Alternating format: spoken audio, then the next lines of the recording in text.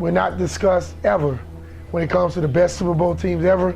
But I think we would have kicked every one of them ass if we had a chance to play them. I don't care if it's the 49ers, I don't care if it's the 95 Bears. That team we had, from top to bottom, offense, even special team, we were special. That's the word, special. That's the word, special. Thinking back on the Super Bowl, it wasn't necessarily from the game, but as we were going down the locker room, I was going down with Jack Kent Cooke. And you have to understand, Jack Kent Cooke always exhibited great confidence. He had an air about him, tremendous confidence, okay? You never thought this guy was not confident. If we were a good team, he'd predict us to win the Super Bowl every year. So as we're riding in the golf cart to head into the locker room, he turns to me in utter amazement, and he goes, "Yo, I can't believe we won the Super Bowl." And I almost fell off the cart there. What do you mean? You told us that we were going to win the Super Bowl. You said all year we were going to win the Super Bowl. And he really was in disbelief that we had actually come true, because he knew how special that moment is and how rare it is. I don't think they had any real superstars on the team like most teams have. I mean, Rypien was not considered a superstar quarterback, but everybody was on a scale of 1 to 10, played like an 8.5 or a 9 all the time.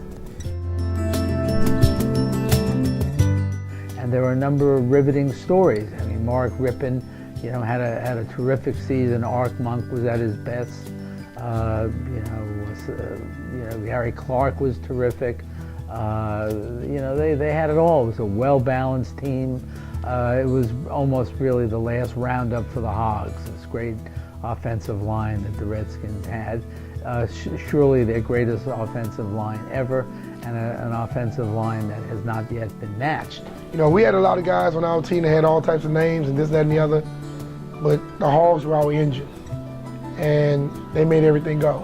But the one thing, the trademark of that 1991 season was the Hogs. It was great just being recognized, like the Purple People Eaters or something else from Minnesota, just being recognized as a group, having your peers in the NFL, talk about you, on TV about, hey, you go into RFK, you better watch out because the Hogs are playing there. Stands out to me primarily as the offensive line. Mark Rypien, the quarterback, was sacked, I think, only about 8 times the entire season. I've been to many, many games in just the past 8 years or so where a quarterback will get sacked that many times in one game. Going into the last regular season game against the Philadelphia Eagles, they were on pace to break the all-time record for least sacks allowed. And in that game, we pulled a number of our players, and we were ahead in the third quarter and didn't get that record, and that losing the football game, and it was certainly a meaningless game. But that offensive line set the tone for that offense. Mark Rypien had a tremendous year. Great job throwing deep. Always had time. He got he got sacked less than 1 time per game. That's phenomenal. And I can honestly tell you, everybody was really, really quiet, held their heads. There wasn't a lot of ego guys on that line. There wasn't a lot of talking or bad mouthing or stuff like that. But I can honestly tell you, truthfully, that there was times when defensive backs would take shots at our quarterbacks like Doug Williams, and we would, as a group, we'd come back to the huddle and we'd say, hey, number 26, he's got necks on his back, we want him down. And so we would go, it wouldn't be a cheap shot either. It was not a cheap shot by any stretch of the imagination. We would absolutely go after the guy.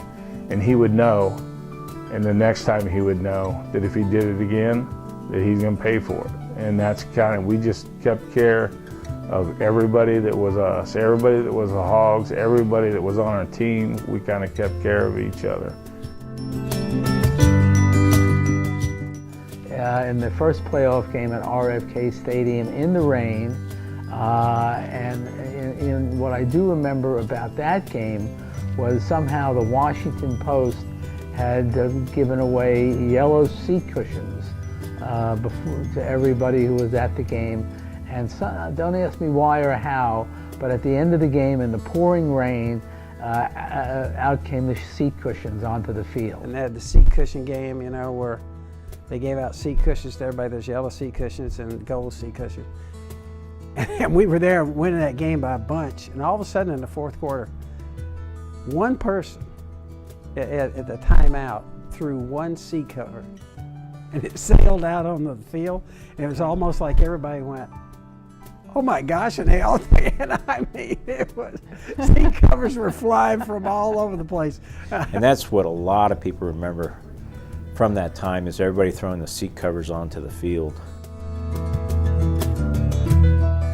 Everybody kept saying, don't get overwhelmed.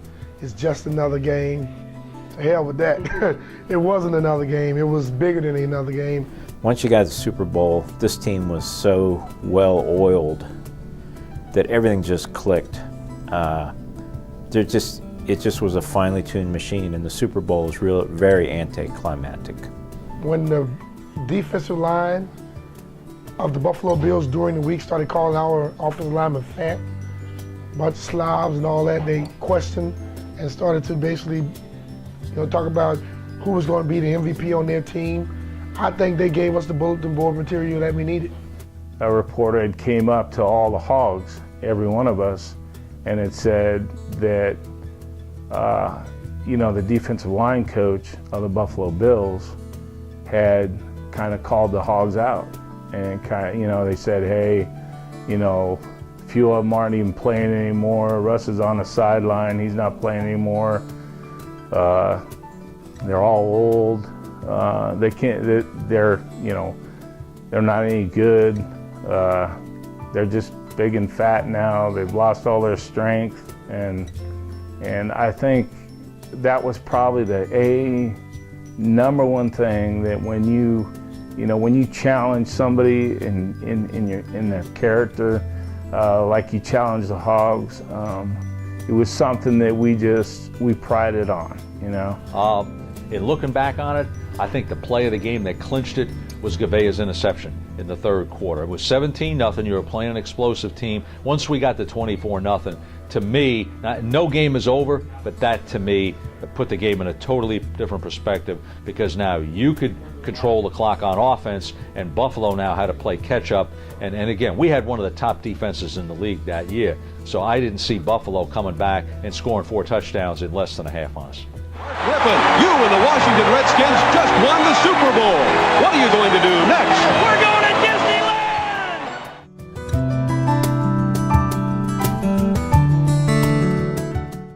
When you're thinking that, when you're holding that Super Bowl trophy and you're going through that season, and we had been to a Super Bowl every 3 or 4 years there, you don't think of the fact you're not going back.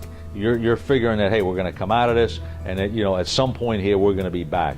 If somebody told me it'd be at 20 years, I wouldn't have believed it. Now to look at 20 years and look at the team where it's at, it's kind of disappointing, and I just hope that they get back to that promise. I mean, it's a special time. I tell all the guys, and I say it a lot on TV, win in this town, and they go around and get a lot of love, but win in this town is immeasurable, the type of love you can get.